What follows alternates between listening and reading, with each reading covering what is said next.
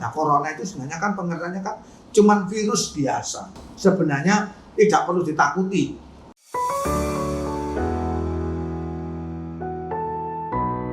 Assalamualaikum warahmatullahi wabarakatuh. Halo sahabat Semegadia punya cerita. Hari ini kita akan membahas tentang karantina bersama saya Aliza Nuraini dan Pak Adi. Bagaimana kabarnya Pak Adi? Baik, luar biasa. Ada beberapa pertanyaan nih Pak dari teman-teman selama pandemi ini Pak. Oke, tentunya berbicara tentang karantina ya. Karantina adalah sesuatu yang pada dasarnya harus dilindungi dulu, baru nantinya bisa di-share atau disampaikan ke orang lain. Nah, sesuatu yang dilindungi itu ada 3. Misalkan yang benda mati dan benda bergerak.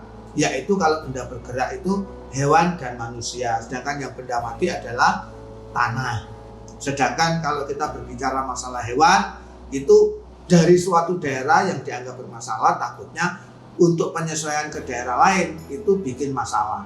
Makanya harus dilindungi dulu, tidak tahu itu dikasih obat-obatan segala macam, baru untuk bisa menyelesaikan diri, baru nanti dilepas. Sedangkan manusia itu adalah mungkin yang dianggap bermasalah di luar, datang ke sini karena suatu tempat itu juga dianggap bermasalah. Nanti dalam penyesuaian ini akan menimbulkan penyakit.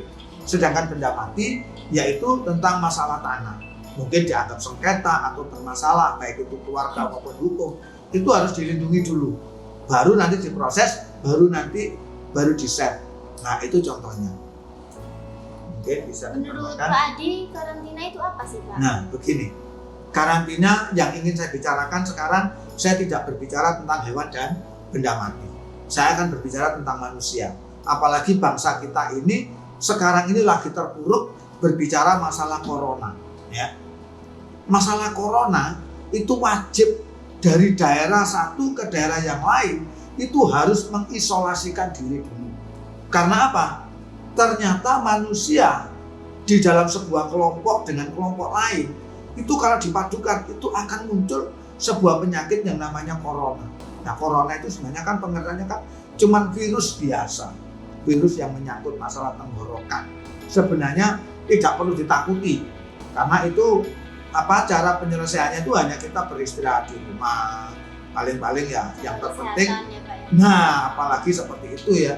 Nah, apalagi nanti ada anjuran dari pemerintah bahwa pandemi seperti sekarang ini, seperti kemarin, yaitu masalah PSBB segala macam. Itu memang harus dilakukan. Kalau tidak, justru akan menimbulkan masalah. Iya. Lalu hal-hal apa saja yang dilarang saat karantina Pak? Nah, pada saat karantina yang harus dilarang itu bagaimana kita kontak langsung dengan orang lain. Ini yang terpenting. Padahal, padahal hal itu tidak bisa. Namanya manusia itu kan jelas, ya. Manusia sosial itu harus berhubungan dengan orang lain. Tapi karena sekarang ini dianggap bermasalah, maka orang itu harus melakukan arahan-arahan dari tim kesehatan. Dan kebetulan pandemi seperti sekarang ini, yang perlu kita perhatikan adalah 1, cuci tangan. 2, masker. Dan jangan lupa kalau cuci tangan harus selalu pakai sabun. Ya. Dan itu setiap kali kita melakukan apa saja, jangan sampai terjadi kontak langsung. Makanya masker dan cuci tangan itu sangat penting. Itu yang harus dilakukan. Apa sih Pak dampak dari karantina tersebut? Baik dampak positif maupun negatifnya? Nah begini, pada dasarnya kita sangat kasihan ya dan prihatin lah. Kalau kita biasa hidup dengan udara yang luar biasa, terus kita dilarang. Ini negatifnya kita tidak tahu arah sudah. Tidak tahu kemana kita harus melakukan, ya. Ingin ke sana tidak boleh, ingin ke sini tidak boleh. Apalagi manusia yang biasanya suka rekreasi, suka belanja, suka pergi-pergi, itu semuanya dilarang. Bahkan sekolah pun juga itu nggak boleh ya Pak. Bahkan sekarang terdampak di setiap sekolah dengan munculnya daring. Ini yang betul-betul menjadi negatif kita. Positifnya supaya virus ini tidak menyebar, tidak sampai kemana-mana, makanya lain daerah punya aturan sendiri-sendiri, ada semacam diswab, ada segala macam. Nah, pola pikir inilah untuk mencegah. Makanya tinggal manusia itu nurut dengan aturan pemerintah pasti enak. Itu. Kalau Pak Adi secara pribadi senang tidak dengan adanya karantina semasa PSBB kemarin, Pak? Di sini letaknya. Saya kadang-kadang juga merasa kalau dibilang senang, ya senang. Karena apa? Mau tidak mau kita akan ketemu dengan berbagai macam keluarga lah ya. Kalau keluarga kan sudah terbiasa. Yang biasanya kita kerja kemana-mana, jarang ketemu anak. Ya. Nah sekarang dengan adanya kita di rumah, ya senang. Makin akrab, makin gayeng dengan anak-anak. Itu. Nah negatifnya, kita makin tidak tahu arah. Kita tidak boleh kemana-mana ya, mau beli ini, mau beli itu, semuanya serba dibatasi. Iya, gitu. Apa saja yang Pak Adi lakukan di saat karantina kemarin, Pak? Nah, maksudnya aktivitas Bapak di rumah gitu, ngapain aja? Terus terang saja, saya selaku konselor, ya ini minta maaf untuk para generasi cerdas dan milenial ini, berkarakter lagi ya. Kita perlu berpikir lah. Bukan berarti peraturan pemerintah itu menyesatkan orang. Ya, seperti saya kemarin begitu ada itu, kita mendengar dulu instruksi dari kepala sekolah. Ternyata kita perlu adanya daring, belajar di rumah. Ya sudah, pemerintah sudah berupaya memberikan berbagai macam pulsa untuk setiap anak bisa belajar di rumah. Cuman ya itu nggak enaknya, kita nggak tatap muka, untuk bisa berguru tidak bisa. Tapi tetap kita ada di rumah. Nah itu enaknya di situ. Ya untungnya kalau pegawai dia digaji. Tapi kasihan kalau bagi mereka-mereka yang wira swasta atau pengusaha lain, mereka akan mati. Makanya sekarang ini banyak para penguasa juga gulung tikar. Bahkan para pekerja pun banyak yang di PHK. Masih untung kalau ada perusahaan yang istilahnya tidak dinaikkan, dipotong gajinya tapi tidak di PHK. Daripada di PHK, dampak keluarganya itu malah lebih tajam. Iya, soalnya susah ya Pak cari kerjaan Pak. Di situ apalagi dengan kondisi seperti sekarang ini, sudah pekerjaan di mana-mana itu untuk mengembangkan sulit, dijual juga nggak bisa laku. Siapa yang beli? Wong memang semuanya di karantina. Ya apa boleh buat? Itu risiko yang harus kita ambil. Mudah-mudahan pemerintah nanti ambil tindakan yang lebih bijaksana supaya masyarakat ini akan kembali. Dan saya yakin itu pasti aturan pemerintah pasti akan kembali. Itu normal kembali seperti yang dulu-dulu lagi. Mungkin seperti itu. Menurut Pak Adi, bagaimana karantina di Surabaya ini Pak? Apakah berjalan dengan lancar?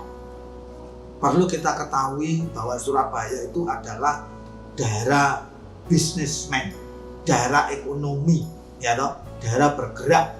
Jadi semuanya pada mengeluh, semuanya pada mengalami kemacetan. Ini makanya dilakukan PSBB, sudah selesai, kelihatan menurun, begitu ditinggalkan naik lagi. Karena kita memang tidak bisa, memang kita Surabaya itu salah satu kota besar, kota perdagangan, yang mana setiap harinya itu harus ada transaksi. Semua kalau dibikin secara online, ya mohon maaf, semuanya juga lebih baik diem di rumah daripada beli diem, daripada mau pergi diem di rumah. Nah itu resiko yang kita ambil, tapi apa boleh buat dengan kenyataan seperti itu.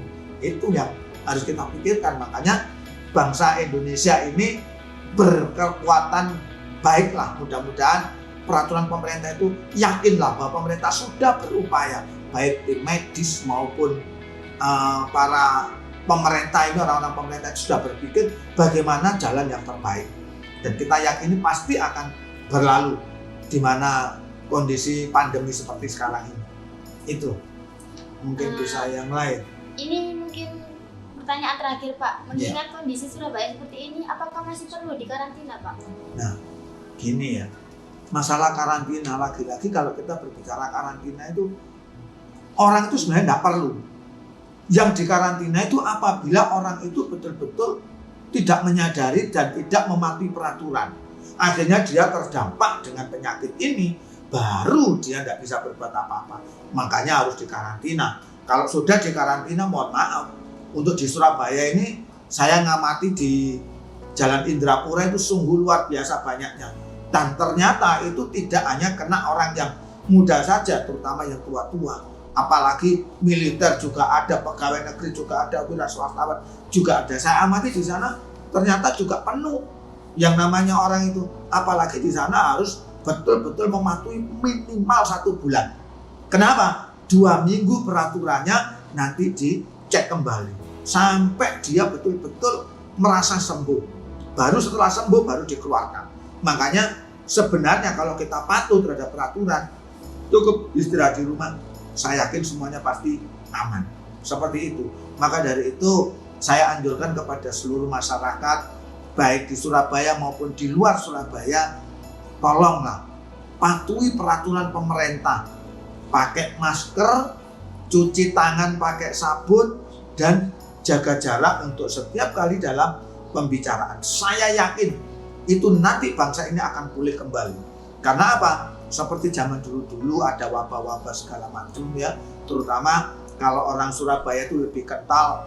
Orang dulu itu mengatakan pagebluk. Ya mungkin seperti sekarang ini kita lagi mengalami pagebluk itu. Sehingga kalau dulu-dulu itu seperti cacar, sakit macam-macam ya. Nah sekarang juga begitu.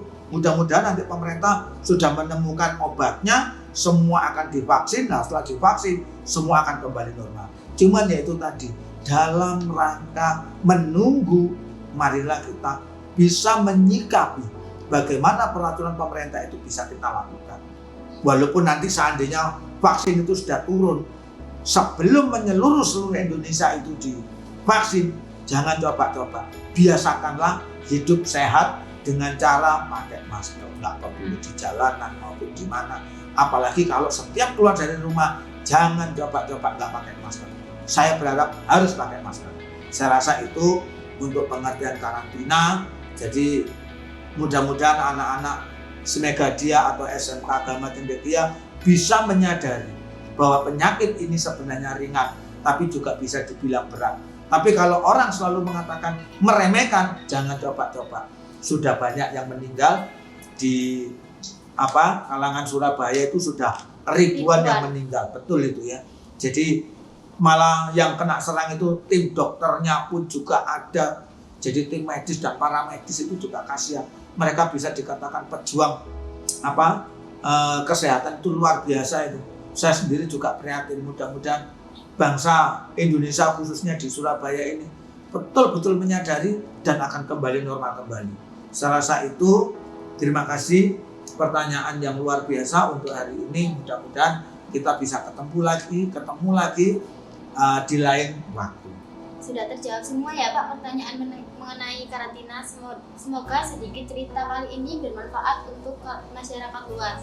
Terima kasih sudah menonton. Jika ada cerita yang ingin diangkat silakan tulis di kolom komentar ya. Assalamualaikum.